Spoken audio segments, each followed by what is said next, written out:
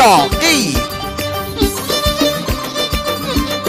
یاغی زاده‌ای زیبا است این سیاتور بر فرسش ببینید که نشسته رسول خدا بخش استاد رسول خدا بخش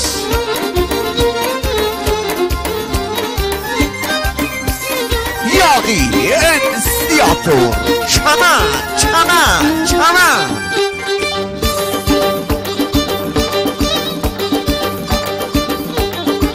عزیزان خواهش میکنم با گوشی موبایل خواهشاً وارد میدان نشید اکیداً ممنوع هست ممنون میشم از آن رعایت بفرمایید یاغی زیبا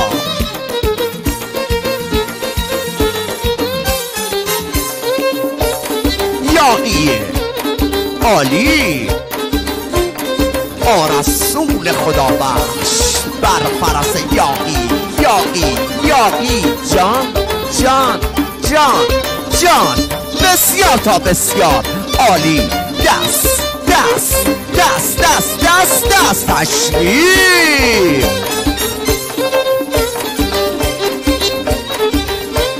تنازی و اشمگریه یاغی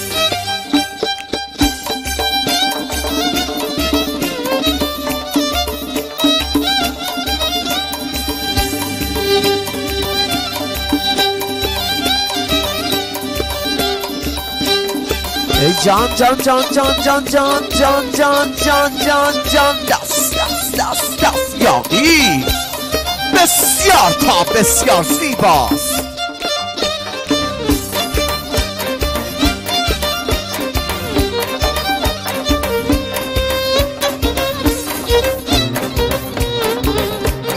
تناز و دلبری به نام یاغی با استاد رسول خدا بخش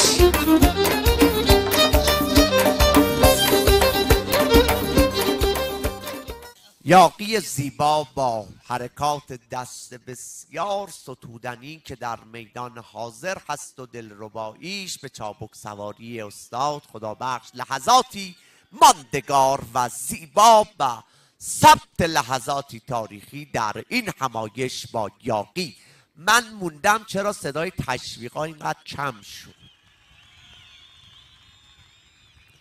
بسیار سپاسگزارم عزیزان دل از حسن توجه شما.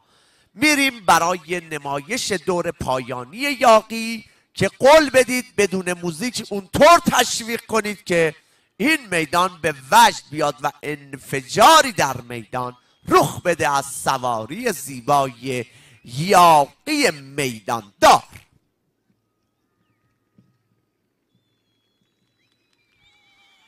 جان ماشاءالله فتبارک الله احسن الخالقین. زیبای زیبا سوار یاغی، هر چقدر لذت بردید میدان یک صدا تشویق. مرسی استاد خدا بخش عزیز، لذت بردیم. جناب آقای حاج محسن محمدی عزیز ممنون و سپاسگزاریم.